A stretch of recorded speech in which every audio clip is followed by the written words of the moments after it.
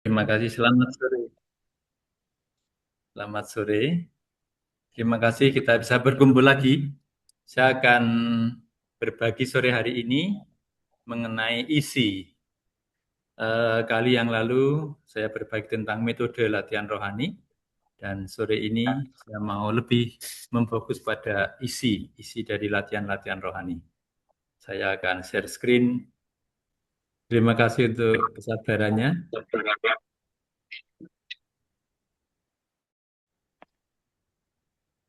Oke, minggu yang lalu saya sudah berbagi metode. Sorry.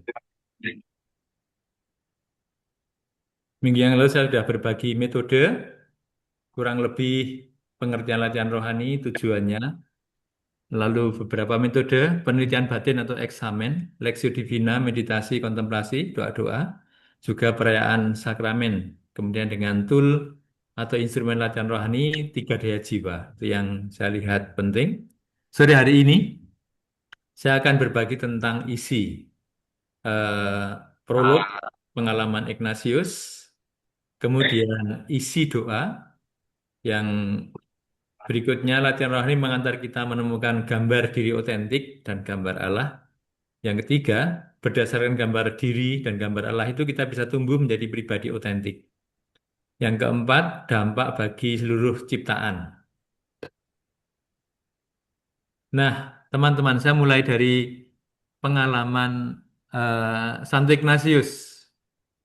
Santo Ignatius ketika sedang dalam pemulihan operasi kakinya yang patah karena meriam atau remuk karena meriam, saat membaca berbagai buku dan membayangkan, berimajinasi, ya sebetulnya juga berkontemplasi mengenai apa yang akan dilakukan selanjutnya, beliau mengalami dan mulai mengenali beberapa gerak dalam batinnya. Teman-teman, isi latihan rohani itu sesungguhnya adalah mencermati gerak batin. Santo Ignatius merasakan berbagai rasa. Ketika membayangkan, dirinya membayangkan menjadi kesatria yang dikagumi oleh banyak orang, ia merasa senang. Tetapi rasa senang seperti ini berlangsung sebentar saja, lalu hilang.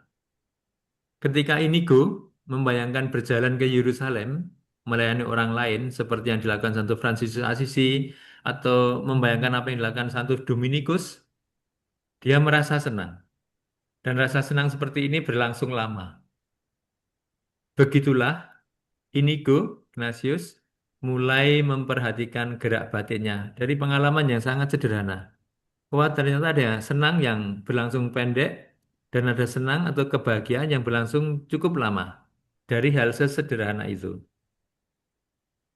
Lalu ketika Inigo ke Manresa mau berziarah, mampir di Montserrat lalu ke Manresa, Inigo semakin banyak belajar mengenali berbagai gerak yang timbul dalam hatinya.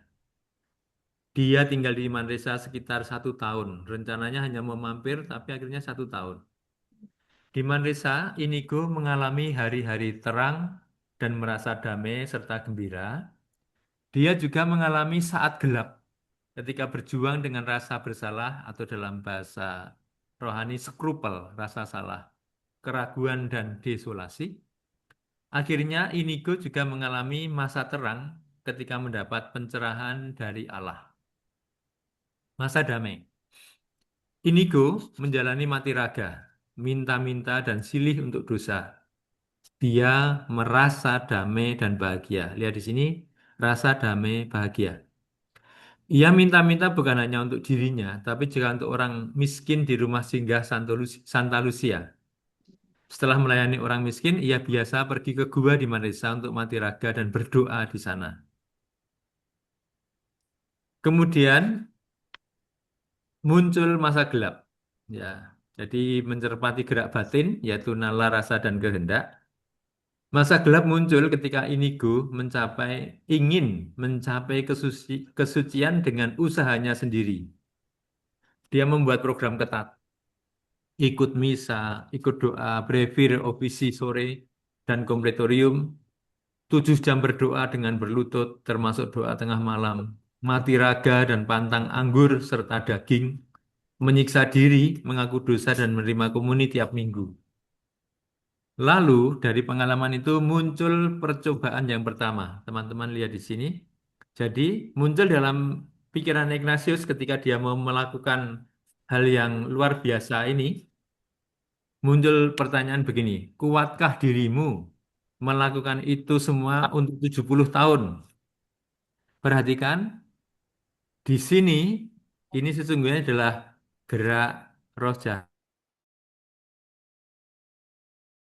Paham, tapi dia mulai merasa. Jadi di kepalanya muncul pertanyaan, kuatkah kamu melakukan silih atau melakukan apa yang sedang kamu rancang ini selama 70 tahun?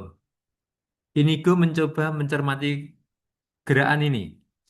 Sebagai orang yang memiliki kehendak kuat, dirinya merasa yakin bisa memaksa diri melakukan itu semua.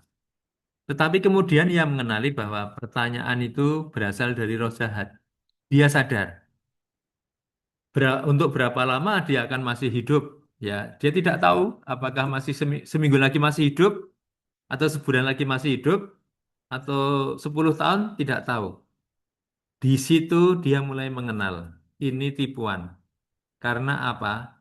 Dia mengkecoh apa kepalanya terkecoh oleh pertanyaan dari roh jahat. Karena itu Ignatius bisa mengalahkan tipuan ini.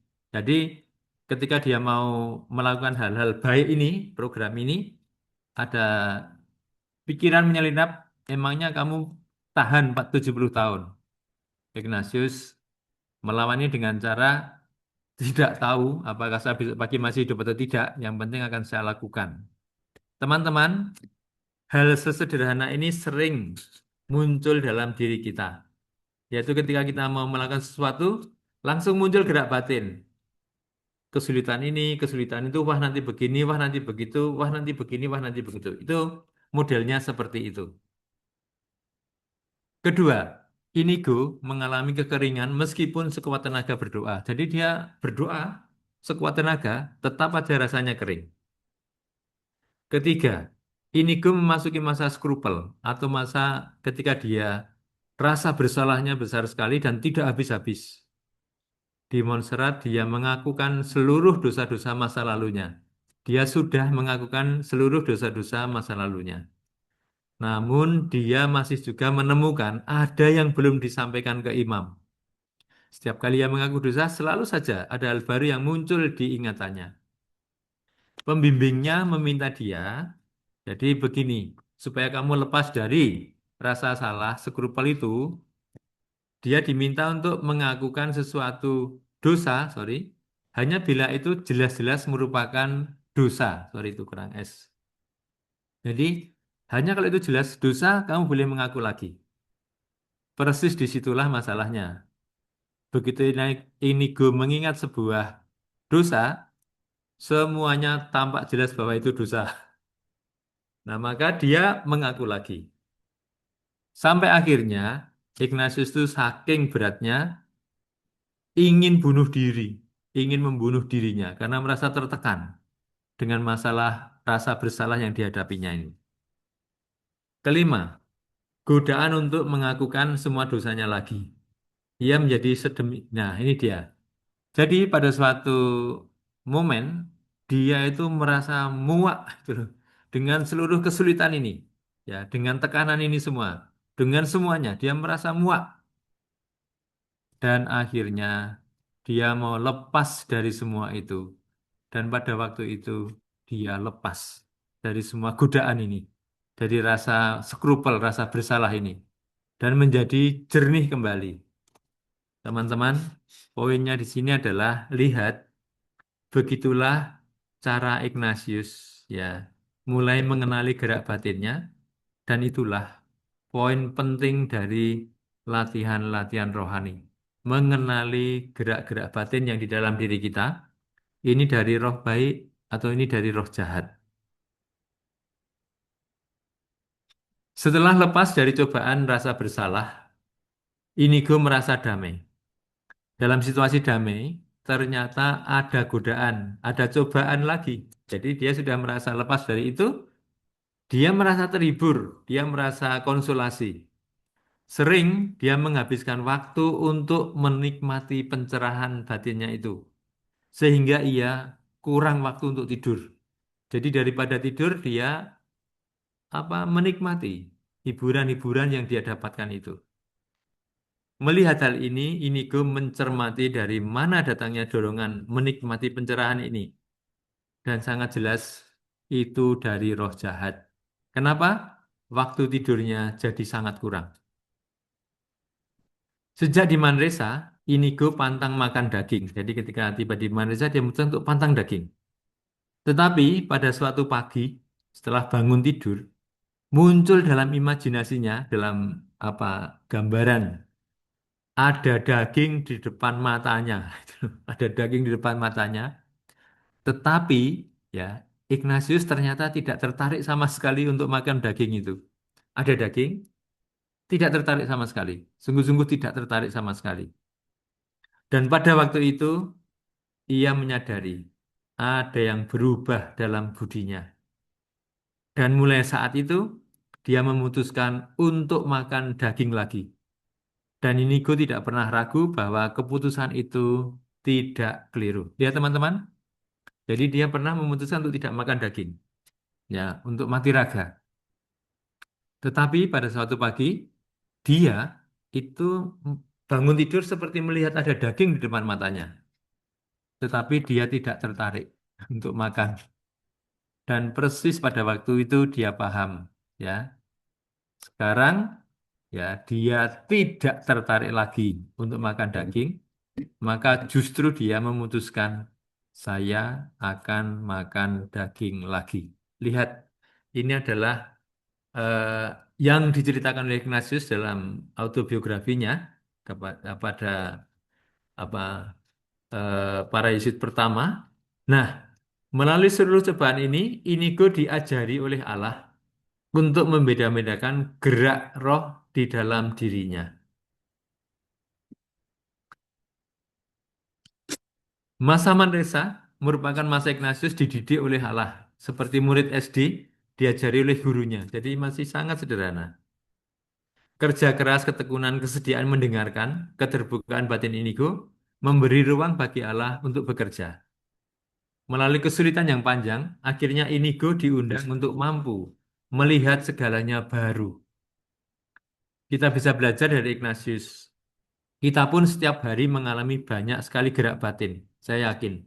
Sehari ini tadi aja pasti Anda itu mengalami gerak batin. Bahkan saat ini, waktu mendengarkan saya pun di dalam diri Anda itu ada gerak batin.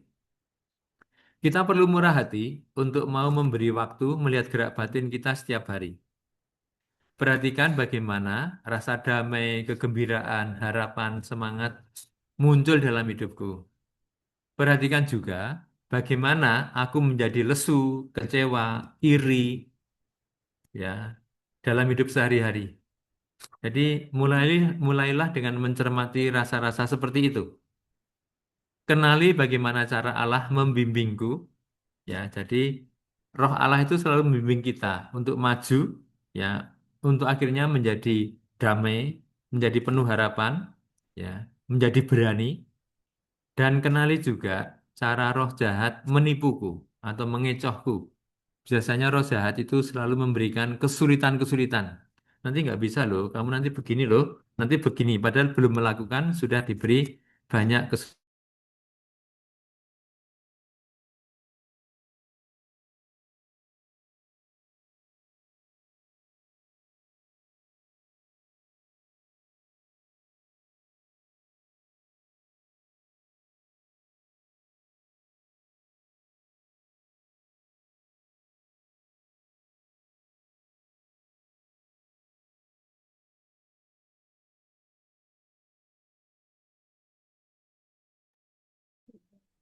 Ya, sepertinya ya Romo Suno atau bukan?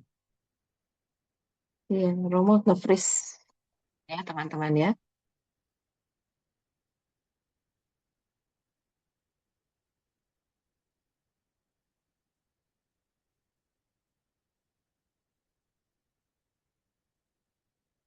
Maka terpental sekarang. Terpental sepertinya, Ya. Kak.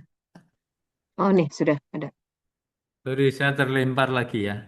Iya Romo Maaf. sudah. Heeh. Sorry. Ya. Oke.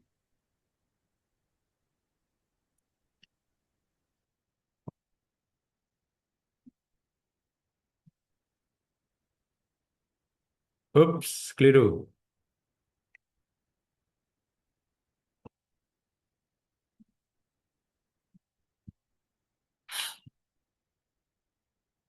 Ya, sorry tadi saya terlempar, teman-teman. Maaf. Ya, saya masuk pada bagian isi doa. Teman-teman, ketika teman-teman itu berdoa, entah Lexio Divina, entah meditasi atau kontemplasi, sesungguhnya dalam doa-doa Anda selalu terjadi dua hal, yaitu dalam doa itu Allah menunjukkan siapa Anda. Ya.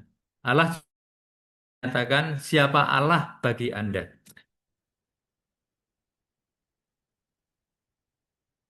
Oke. Jadi dalam doa itu selalu terjadi dua hal itu. Contoh ya, contohnya adalah ketika seorang melakukan kontemplasi tentang Sakeus, ya, retretan ini menolong Sakeus untuk naik ke atas pohon. Dia sangat senang bisa menolong Sakeus. Ya, bunyinya adalah menolong Sakeus. Ketika retretan ini mendengar Yesus menyapa Sakeus, Sakeus, hari ini aku harus mampir ke rumahmu. Dia merasa kagum dengan kelembutan dan keterbukaan Yesus. Kagum karena Yesus mau bertamu di rumah pendosa. Sekaligus kagum, Yesus mau menerima pemungut cukai yang disingkirkan oleh masyarakat. Nah, dari isi doa yang sangat sederhana ini tampak ya bahwa Allah menyatakan Dia yang berdoa ini siapa? Dia yang sedang berdoa ini adalah pribadi yang mudah menolong. Itu tadi buktinya, menolong Ignatius naik ke pohon. Ya. Dari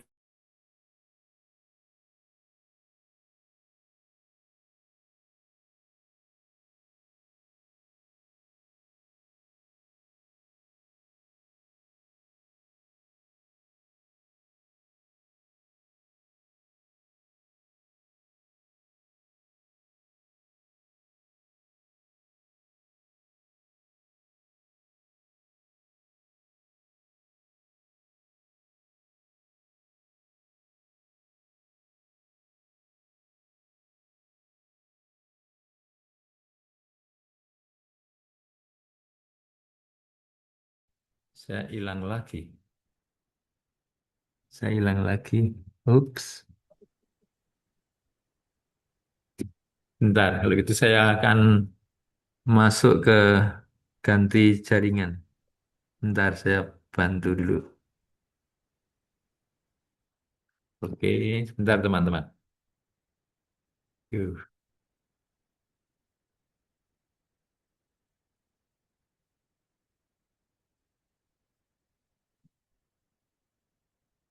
Oke, jadi dalam doa itu terjadi dua hal, yaitu Allah menyatakan aku siapa atau Allah itu siapa.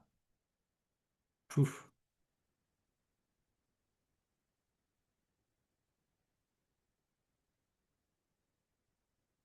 Mulai dari sederhana itu Allah juga menyatakan dirinya sebagai pribadi yang berani menjadi sahabat pendosa. Allah yang memeluk pendosa. Begitulah dalam setiap doa, Allah menyatakan Allah itu siapa bagi yang sedang berdoa, dan Allah menyatakan seperti apa karakter atau sifat ya dari orang yang sedang berdoa ini. Begitulah melalui doa kita mengenal Allah dan diri kita secara otentik. Teman-teman, sederhana sekali, tetapi begitu Anda berdoa kontemplasi, Anda akan ketemu dengan diri otentik Anda. Sekaligus Anda akan menemukan Allah itu ya siapa bagi Anda menurut Allah. Menurut Allah. Jadi Allah itu siapa? Menurut Allah. Maka bunyinya adalah God reveal you atau God reveals God self. Nah, bagian kedua menemukan gambar diri otentik.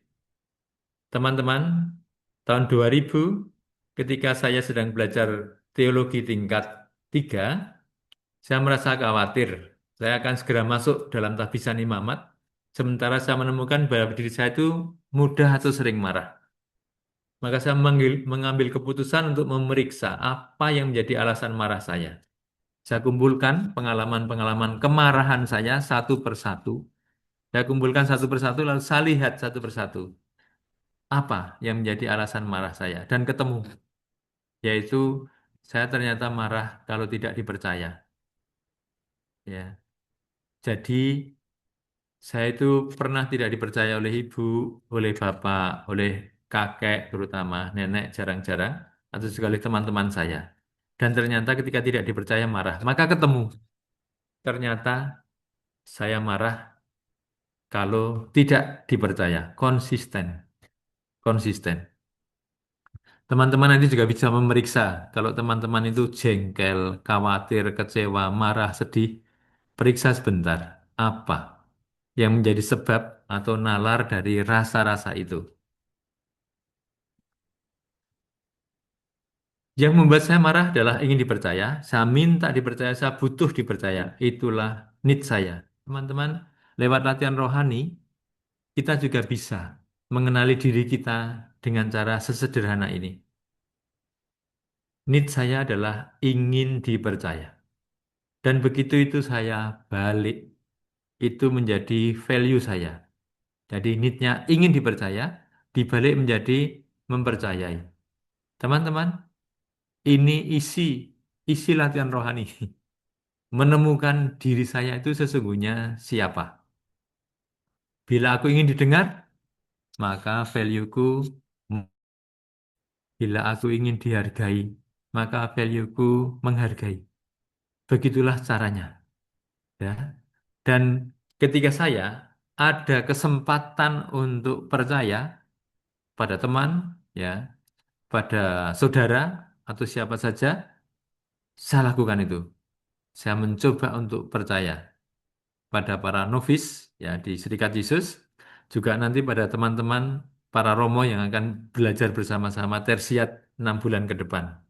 Jadi caranya adalah setelah kita menemukan need-ku apa, value-ku apa, maka berikutnya adalah lakukan value-mu. Lakukan value-mu. Poin berikutnya adalah tumbuh menjadi pribadi otentik. Paus Fransiskus ketika ditanya mengenai komentarnya tentang LGBT, beliau menjawab, "Who am I to judge?" Jawaban Paus Fransiskus itu mengesan apa ya? Menyentuh sekali bagi banyak orang. Orang merasakan Paus Fransiskus ini ya sedemikian apa? Lembut, ya, hormat pada setiap pribadi. Tidak mau terpancing untuk menghakimi. Paus menyatakan bahwa kita tidak boleh mengadili sesama kita, entah apapun alasannya. Paus mengajak kita untuk mengembangkan kemampuan menghargai atau respect. Bagaimana seperti Paus Fransiskus ini, bagaimana beliau itu kok bisa ya memiliki karakter seindah itu? Bagaimana Mother Teresa, kita kenal Mother Teresa, itu juga sangat indah kepribadiannya. Itu sebabnya banyak orang muda bergabung, ya, dan mengikuti jejak semangat Mother Teresa untuk melayani sesama yang tersingkir. Baik Mother Teresa maupun Paus Fransiskus merupakan pribadi-pribadi yang menghidupi values dalam hidupnya dan karena itu menjadi otentik. Teman-teman, dari pengalaman hidup saya sampai saat ini, saya menjadi yakin bahwa kalau kita berani menemukan need dan values, dan kita mulai berani menghidupi values dalam hidup kita sehari-hari, entah itu mendengarkan, entah itu menghargai, entah itu mempercayai, entah itu melayani, pelan-pelan, pelan-pelan, kita tumbuh menjadi pribadi yang otentik, pribadi yang merdeka, dan pasti bahagia, pasti, pasti bahagia. Nah, untuk lebih mendalami hal ini, saya akan membagikan ini, refleksi Rumi, seorang sufi muslim yang hidup di tahun 1207 sampai 1273 di Tajikistan, membuat refleksi mengenai kabar gembira dalam bukunya, ya, dalam catatannya. Rumi itu apa ya, merefleksikan kabar gembira. Dia mengatakan begini, banyak orang yang mendengar kata kabar gembira berpikir bahwa itu adalah kabar. Artinya kabar, belum di sini, ya, baru kabar, ya, berita yang mengembirakan. Ketika Rumi mengingat kata kabar gembira, dia mengatakan, hal ini mengingatkan saya pada kisah Usair. Usair dari kata usur, bahasa Arab, artinya tua atau menua. Kisahnya begini, Usair punya dua anak. Anehnya, anaknya tambah tua, sedangkan Usair tambah muda. Ini apa, refleksi seorang sufi. Suatu hari, anak-anak Usair itu mendengar kabar bahwa bapaknya mau lewat di kotanya. Jadi mereka itu berpisah, tidak pernah ketemu lagi. Dua anak itu mendengar kabar bahwa bapaknya mau lewat kotanya. Maka itu menjadi kabar gembira. Bapak mau lewat. Itu ya. Maka kedua anaknya itu lari ke tepi jalan untuk melihat seperti apa bapak mereka itu. Ketika tiba di tepi jalan, mereka melihat seorang lelaki yang berdiri di tepi jalan. Anak yang pertama maju dan bertanya, Pak, benarkah Usair mau lewat? Jadi, Pak, benarkah Usair mau lewat? Orang itu menjawab, benar, dia persis di belakangku. Dia persis di belakangku. Dia bilang begitu. Anak kedua tidak berani bertanya karena dan dia tersungkur di depan orang itu karena dia tahu itulah Usair, itulah bapaknya. Rumi memberikan refleksi begini tentang kabar gembira. Bagi orang yang tidak percaya, kabar gembira itu menyakitkan. Bagi orang yang percaya, kabar gembira itu disebut Injil. Tetapi bagi orang yang memiliki visi, kabar gembira itu adalah hidup yang dihidupi. Life being lived. Itulah kabar gembira. Banyak orang tampaknya hidup, tetapi tidak menghidupi hidupnya. Banyak dari mereka menyia-nyiakan waktu. Banyak memilih malas daripada rajin, banyak yang memilih loba daripada sederhana, loba itu serakah. Banyak orang juga memilih menjadi bebal. Bebal itu orang tahu keliru tapi dilakukan. Tidak melakukan yang tidak keliru. Contohnya korupsi. Korupsi itu jelas keliru. Tapi banyak orang melakukan. Karena apa? Karena loba, serakah, karena bebal. Jadi tidak menggunakan nalarnya sebagaimana mestinya. Teman-teman, kalau Anda mau merasakan seperti apa kabar gembira itu, kabar gembira, ya, Allah yang hadir di tengah-tengah kita itu, hidupi hidupmu, ya, seoptimal mungkin. Jadi hidupi hidup kita. Caranya bagaimana? Tadi sudah saya sebut, hidupilah value-mu, ya, hidupilah value-mu. Orang menyebut keutamaan, saya menyebutnya value. Apa itu misalnya? Murah hati, hidupi aja, hidupi. Ya. Ada juga yang ahli memperhatikan, care, perhatikan. Ya, perhatikan mereka yang lemah, perhatikan yang butuh didengar, perhatikan anak, perhatikan orang tua, perhatikan. Jadi itu yang dimaksud hidupilah hidup kita secara optimal. Atau kabar gembira itu adalah hidup yang dihidupi. Teman-teman, ini refleksi personal saya. Suatu hari saya mendapat tugas untuk ikut pertemuan di Jepang, kota Nagasaki dan Hiroshima. Di samping mengikuti pertemuan para provinsial Serikat Yesus waktu itu, kami mendapat kesempatan untuk jalan-jalan juga.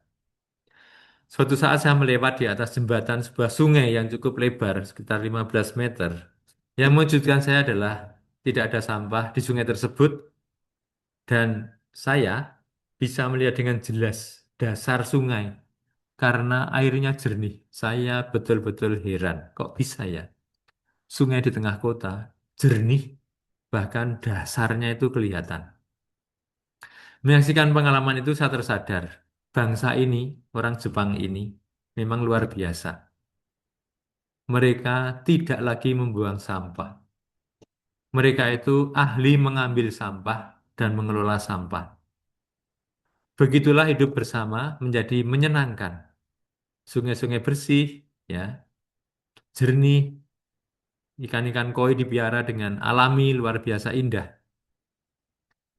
Itu semua terjadi karena mereka itu, orang-orang ini, menghidupi hidup secara optimal.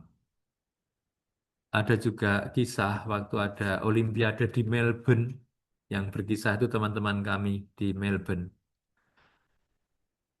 Ketika para pendukung pendukung tim Jepang itu meninggalkan apartemen, ketika para atlet dan pendukungnya meninggalkan apartemen, apartemennya itu lebih bersih daripada ketika mereka datang.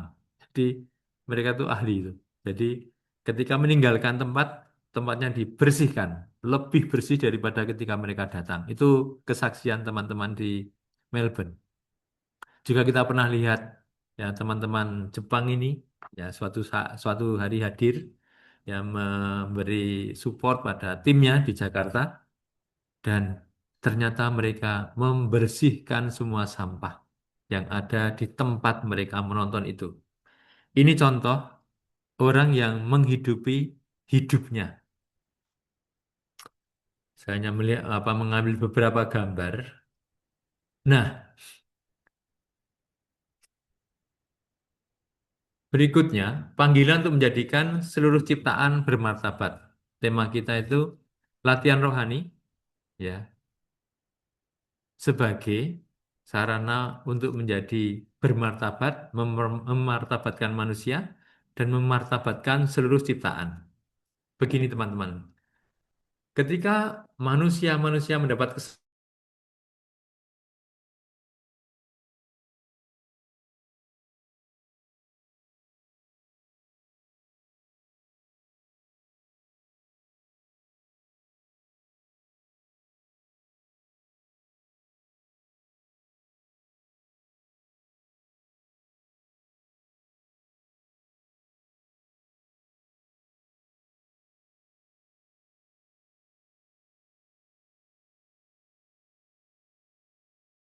Duh, Mefung, apakah sorry Mefung, Ya, Romo. apakah apa ini korek? Saya sampai di sini. Iya, Romo. Romo bisa off cam aja supaya nggak terlalu berat Oke ya. komputernya. Ya, Ya, tapi kan Romo itu saja. teruskan aja mengajar. Romo itu Ya, aja. sorry, Videonya di, makasih. videonya dimatikan. Saya matikan dulu. Mm-mm. Bentar ya, sebentar. Saya matikan video saya. Ya, Ya, ya, ya. sorry.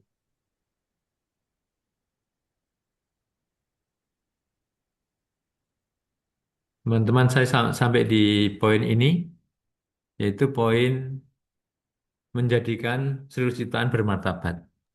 Jadi kalau orang itu mengolah hidupnya dan menjadi bermartabat, itu berharga, ciptaan yang lain ikut bermartabat.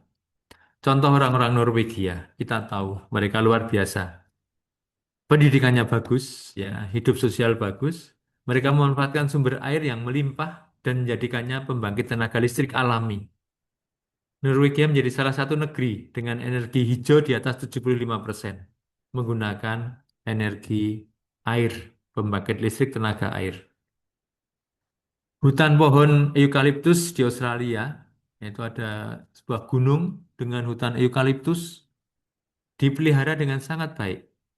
Pohonnya tumbuh tinggi-tinggi, ya besar, tinggi, lurus. Itu ketika kami lewat di sana bersepeda, saya diajak oleh Romo Andi Hamilton, dosen saya bersama 5 orang teman bersepeda selama seminggu dan melewati mereka sebut katedral. Itu adalah tempat penuh dengan pohon-pohon eukaliptus.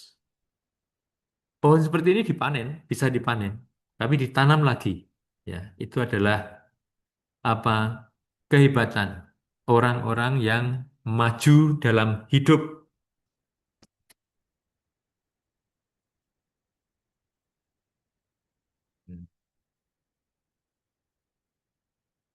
Ini contoh, saya juga waktu di Jepang lewat apa ya, bukit-bukit itu saya itu hanya kagum. Kenapa ya? Kenapa mereka bisa melihara apa bukit itu penuh dengan bambu yang indah sekali. Tadi saya katakan apa bagaimana orang Jepang itu menghidupi hidupnya di atas 85%. Nah, saya juga tertarik untuk membagikan apa orang Belanda merupakan salah satu bangsa yang sangat maju dalam mengelola sumber daya alam. Mereka menciptakan bendungan ini ya yang menghubungkan dua titik, membendung laut sehingga Amsterdam tidak terendam. Kalau tidak ada bendungan ini, seluruh Amsterdam itu terendam kurang lebih 3-4 meter. Tuh. Mereka menciptakan bendungan untuk menghubungkan ya dua titik sehingga laut Amsterdam bisa dihuni. Juga saya kagum juga mereka itu juga menggunakan tenaga angin untuk memutar kincir, menggunakan energi.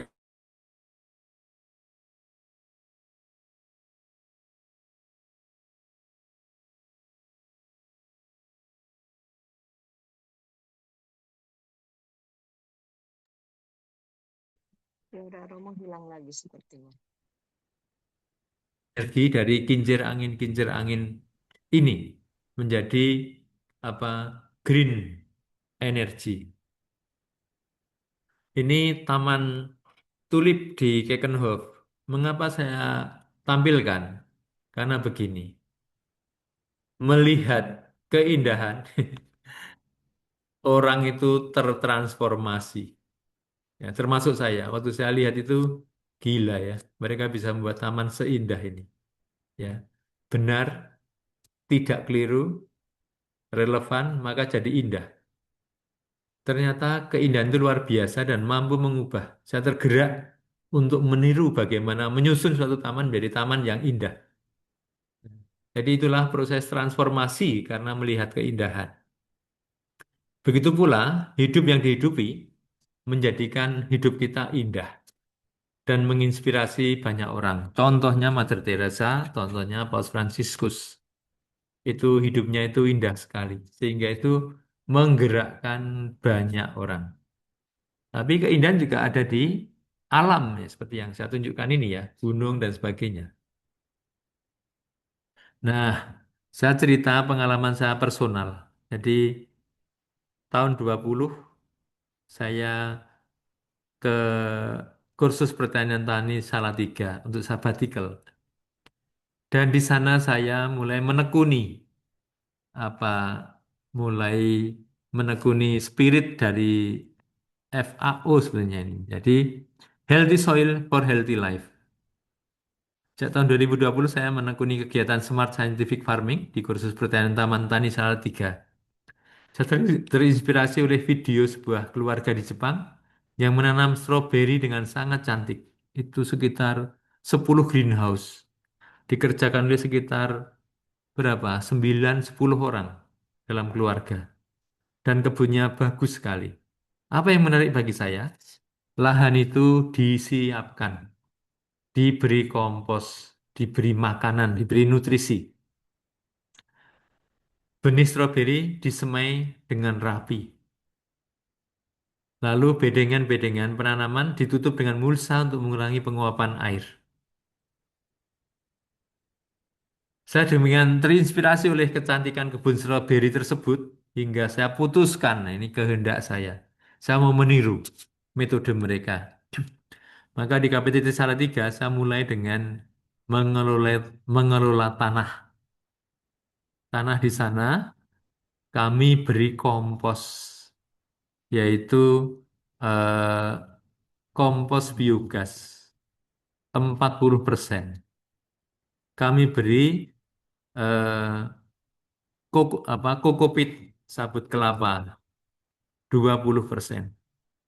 Kami beri arang sekam 20% dan tanahnya hanya 20%. Dan ternyata ketika kami membuat formula ini dan kami tanami dengan sayur atau apa buah-buahan seperti stroberi, tomat, paprika dan semacamnya, buncis, ya. Setelah tanah kami persiapkan dan kami tanami, ternyata hasilnya bagus sekali, ya. Jadi healthy soil for healthy life. Tanah yang sudah kami olah, termasuk kami masukkan ke dalam polybag, ya. Ternyata ketika ditanami tanaman, tanaman yang ditanam di tanah tersebut juga sehat. Jadi healthy soil for healthy life. Melon ini, saya menanam melon sangat sehat. Tanaman menghasilkan daun, buah yang sehat, dan kita yang makan buah, sayuran sehat, ikut juga sehat. Jadi ini yang saya tangkap sebagai latihan rohani saya. Saya juga melakukannya di Giri Sonta. Saat ini saya sedang mengelola di belakang rumah retret Giri Sonta lahan 4 hektar. Dan saya persis melakukan spirit ini, healthy soil for healthy life. Bagaimana saya mencoba untuk mengelola tanah, disehatkan, diberi kompos, diberi arang sekam, dan ternyata benar. Tahun lalu ketika kami menanam jagung, ya dengan tanah yang belum diolah, jagungnya itu tingginya hanya berapa? 1 meter, 1,25 meter.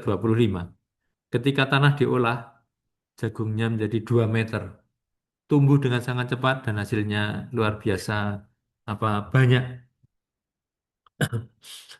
Ketika saya dan teman-teman di KPTT atau Girisunta mengelola tanah menjadi bermutu, ya. Jadi ketika tanah itu dikelola, sungguhnya kita meningkatkan mutu tanah, menghasilkan buah ataupun sayuran bermutu.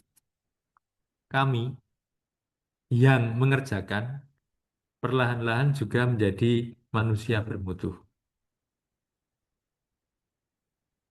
Poinnya adalah hasil bermutu perlu melalui proses bermutu oleh pribadi-pribadi bermutu. Teman-teman, ini sebagai gambaran ketika kita ya mengembangkan latihan rohani dalam diri kita, memiliki apa? Kehendak-kehendak untuk menjadi lebih berharga, lebih bernilai, lebih bermutu, untuk menghidupi hidup kita seoptimal mungkin, ya, maka alam pun, alam sekitar kita itu menjadi bermutu juga, bermartabat juga. Ini contoh ini bapak saya di rumah 87 tahun, ya, ada kebun vanili yang sangat indah. Karena apa? Ya karena dirawat itu tanamannya baik dan kita kalau melihat ini menjadi senang. Teman-teman, ini sharing saya mengenai isi latihan-latihan rohani yang tidak lain adalah menjadikan kita mampu menghidupi hidup kita seoptimal mungkin. Jadi menghidupi hidup dan itulah kabar gembira. Ya. Juga penting dalam latihan-latihan rohani kita mulai belajar memperhatikan gerak batin, nalar, rasa, kehendak. Dan kita selalu mohon supaya diberi kehendak kokoh untuk tumbuh menjadi pribadi berharga, pribadi bermutu, pribadi yang merdeka. Terima kasih, terima kasih. Baik. Terima kasih, Mifung. Terima kasih banyak Romo Sunu. Teman-teman, kita berikan apresiasi kepada Romo untuk presentasi ini yang sangat bagus, walaupun banyak kendala, tapi kita Sorry. dan Romo Sunu tidak putus asa, Romo, nggak apa-apa. Kita tetap bisa menikmati semua sesi yang isi materi yang Romo berikan. Iya, nah banyak sekali tuh Baik, hati. coba. Ya, ketika kita semakin masuk ke dalam latihan rohani, kita bukan berarti menjadi manusia punya sayap kayak malaikat terus terbang gitu ya ke langit makin jauh dari dunia. Tapi justru Romo Sunu dalam 2 minggu ini meyakinkan kita, semakin kita mendalami, menghidupi latihan rohani, menghidupi hidup kita semakin membumi, kita semakin bersahabat dengan alam, semakin menghasilkan sesuatu yang bermutu, dari proses yang bermutu, dan dari pribadi-pribadi yang bermutu. Sekali lagi banyak terima